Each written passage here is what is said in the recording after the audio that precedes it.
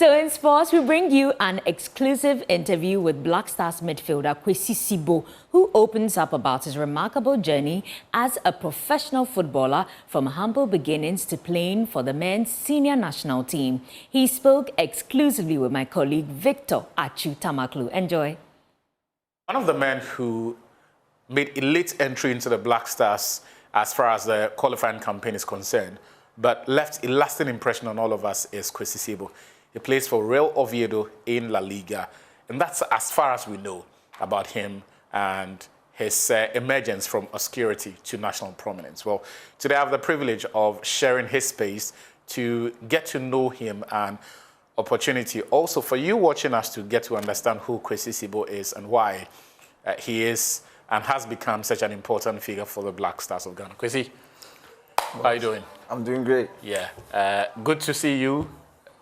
It was good to watch you on the pitch, but even better to get to see you on a more personal level. Yeah, you're welcome. A pleasure to meet you in person too. Yeah, I really appreciate it. On Sunday, you guys played a fantastic performance. Of course, if you look at cumulatively, you cannot look at 25 out of 30 and use any other word but fantastic for the Black Stars. But let's start from where it all began for you.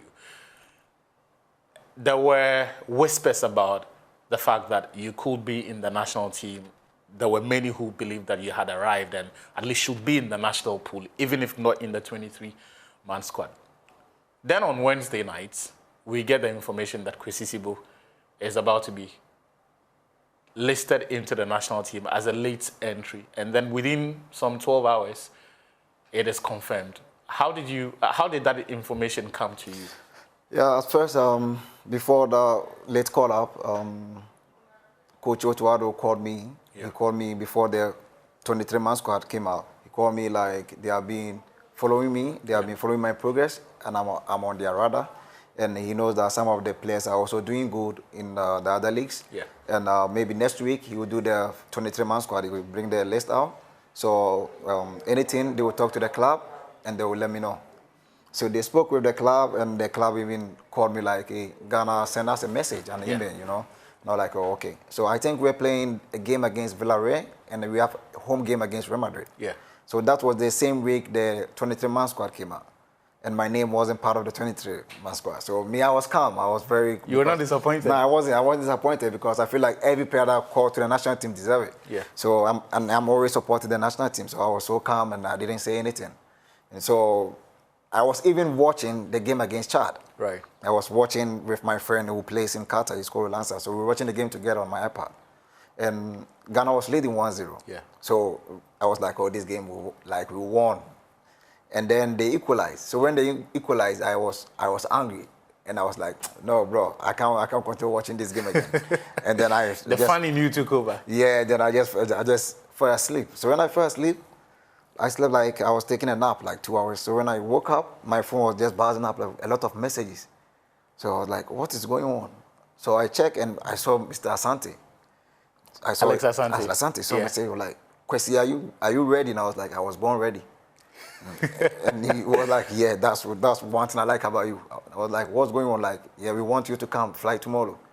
Like, oh, really? Like, we were sending Oviedo email. I was like, okay. I was born ready, so just send an email to Oviedo, then I'll just prepare my stuff and come to Ghana. Because it's one thing that I have always dreamed of, to serve the nation, always to give my all to do whatever I can to help the nation, you know. So I was happy, and at that moment, I was like, oh, this is the moment that I've been following and dreaming of. Yeah. For those who do not know Alex Asante, he's the Deputy General Secretary of the Ghana Football Association, but also in terms of protocol and all related issues for the national teams, he's the go-to guy. And that's why he will be the man to contact a player who is receiving his debut call-up or has been invited into the national team and has to, be communicated to for them to then facilitate the next leg of the conversation. Had you spoken to him before he sent you that message? Yeah, I did. I really did. Okay. Because he was part when Otuado called me. Yeah. He also sent me a message. Right. Like, anything, we will let you know. Okay. So I spoke to him before. Okay. Yeah. So the groundwork had been done, and then the events that followed essentially sort of made everything else fall into place. Into places, yeah. Between the period when Alex Asante's message confirmed that you were coming into the national team and the period when we saw you at the airport. What is that period usually like? Because usually we hear that, oh, this guy has been invited, and everyone just assumes by magic you get invited, you get sent your plane ticket, and then you come. But yours was within 16 to 24 hours. Yeah, it came as like, who is this person? Who is this guy? It's like everybody was like, who is this boy that Ghana just called up lately? Like, so it was like the last person coming to join the team. You know, even when I was coming to Ghana at the airport, when I gave my passport to one lady at the airport, he looked at the passport and like, Sibo? And I didn't say anything. And we're like, oh, remove your cap. So I removed the cap, and she was like, oh, you are the Sibo guy. Yeah. You are the one that they call it to come and score goal for us, yeah? Our hope is in you. And I was like, I'm a defensive midfielder, your hope is in me. You know, like, yeah, our hope is in you. Ghanaians don't care. Everyone is mentioning about you. Like, this guy, Sibo, and I'm like, yeah, okay. My strength is in God, so let's see. So right from the airport, you got the first sense of the weight of expectations. Yes. And it was crazy. Like this expectation on the first call up, and the late call up, it was something that even motivated me more. Yeah. It was like the people were like, oh, who is this last person? So every eyes was like just on the last person that have been called to join the team. The national team. Yeah. And that time we have already lost to Chad. So it was like we drew with Chad. Yeah, we drew with Chad. Yeah. So who did you call when you first got the call up? Who was the first person you called? My friends. I talked with them on video call, and they were just shouting. They were just shouting on the video call, like screaming. They were so happy, and I was a little bit emotional because I wish that this moment my mom was still alive, you know, to see this moment. So, yeah, I called my friends and I was talking to them. Right. Look, let's move the conversation on here and talk about, now you've moved from the early conversations with Otuado and then Alex Asante to now it has happened. You're here in the national team. If you look back on the past month that you've been in the Black Stars, what is the one thing that has surprised you after you found out you're in the team? The cultural shock, if you've experienced anything like that, something you didn't expect, be it nice or something you didn't expect. Like, from my view and my mindset, what I've seen in the national team is about the discipline. I thought, I have heard a lot of rumors about people saying the players come with some ladies at the hotel and stuff. But when I joined the team, I find something like the boys are really disciplined. Like they are really, really disciplined. And they always come on time. They always sleep on time. And they are also lovely. So that's one thing that I found like, oh, okay, this rumors wasn't true, like what I've been hearing, you know, so yeah. And what do you put that down to? Is it the team manager, the coach? Who enforces that strict disciplinary regime in the national team? No, I feel like sometimes we, the footballers, and most of the football we play in Europe, and we know how the European culture really works. You know, it goes with discipline. It goes to be a professional. So, and most of our players in the team plays in Europe. Yeah. We were just having 2 local players in the team. Yeah. So this time that I'm in the national team, all the players were able to be professional and be disciplined. And I think it's one thing that really helped us to achieve this qualify to the World Cup. And enjoy this new partnership you have with Thomas Partey. Yeah, I really did. Because I remember the game against Villarreal in Spain. Yeah. Before the game, I was talking to him. And even when I mentioned my name like Sibo, he was like, oh, you are Ghanaian? And I was like, yeah, I'm from Ghana, bro. Like, I've been following you, watching your games in Arsenal and all that. And I was like, oh, okay. Then and I asked for his shirt, and he said, like, okay, after the game, I'll give you my shirt. And I was like, okay.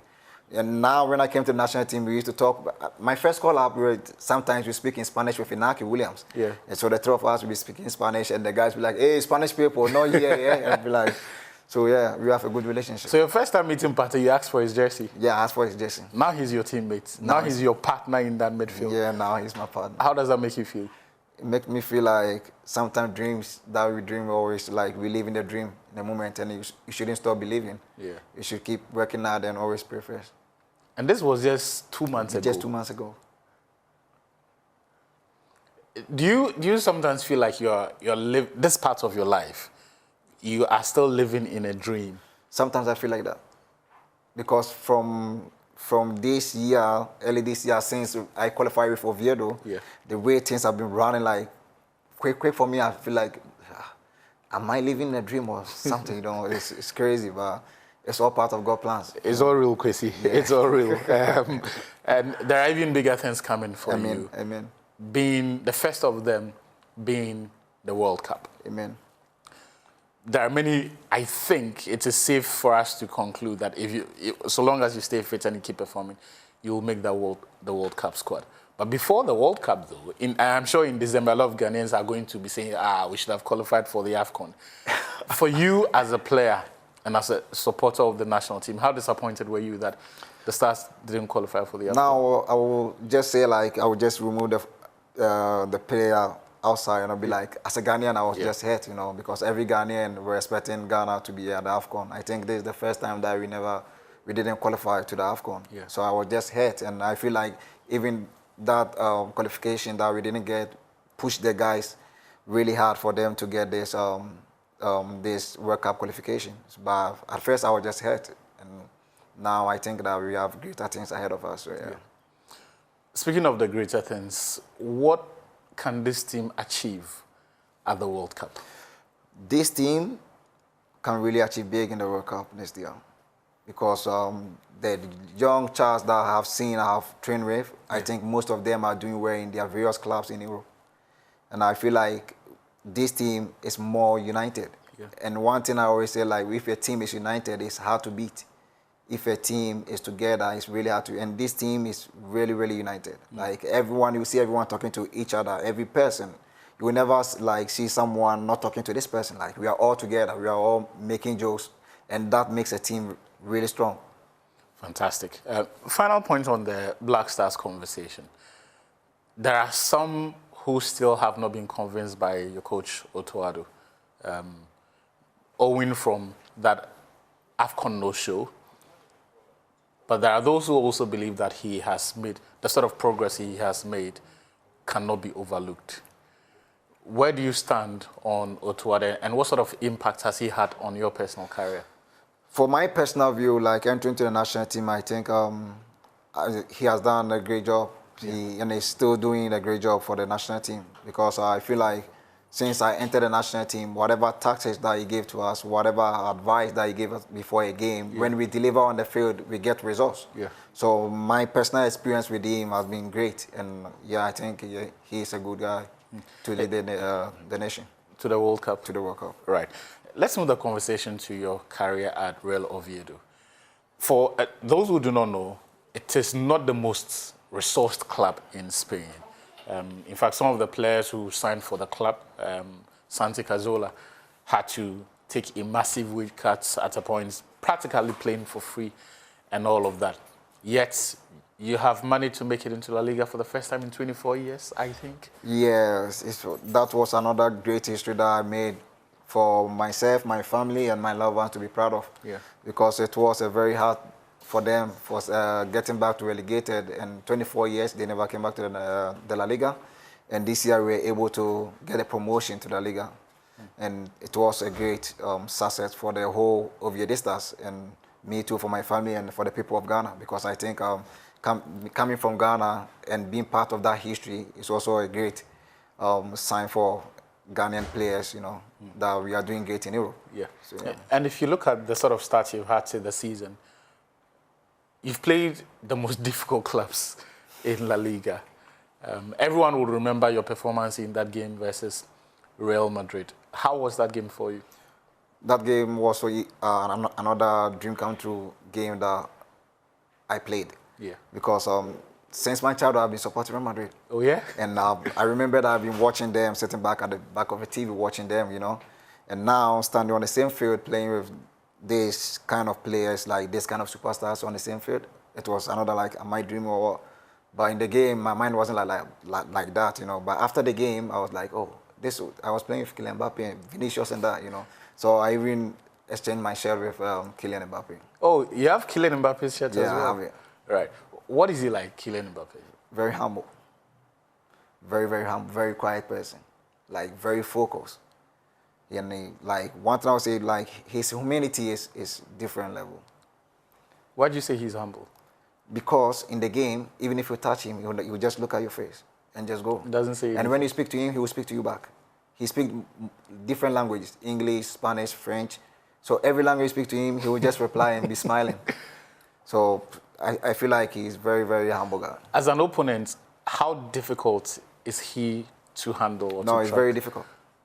Very, very difficult because his feet, he has a quick feet. Yeah.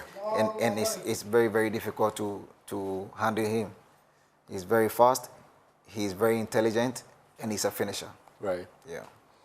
What about Vinicius Jr.? Same. That guy is also a speedster, like very hard to mark him. Yeah. But their attitude are different. How so? Now, one will talk, the other will not talk. And I don't know why, but mostly Vinicius got like offense, Yeah. you know, chant from the fans. Yeah. And I think sometimes the way he talk back to the opponent or the way he react or his action on the field against the opponent make the fans always like Also- chant against him, you know. Right. But Kylian is different. Yeah. As far as your personal trajectory is concerned, what is that one thing that you want to achieve in football? I always say I want to win a trophy, like I want to win a trophy for the national team, Yeah. for Ghana, because I think it's been a long time that the national team like lifted the cup. So it's one thing that I've been dreaming for, to have the team to win a trophy. And I think this World Cup coming, we can do more. When you say No, I believe because I always believe. that Ghana can win the World Cup, We can. We can. That's very bold. 2010, we were close. And we have a good team. We really have. so what does this good team need to do to realize your dream of winning the World Cup? To stay focused, being disciplined, and always working hard, and keep believing. We'll be here for it, and we'll be sharing you every step of the way, hopefully that you're able to make all of us proud. Kwasi, it's been a wonderful conversation. Same Thank you here. very much. Hopefully we get to do this again before you end playing to US, Canada, and Mexico for the World Cup. Sure. Good we luck. will. Thank you so much. So that was Black Stars midfielder Kwasi Sibo speaking to Joy Sports. Thank you for watching.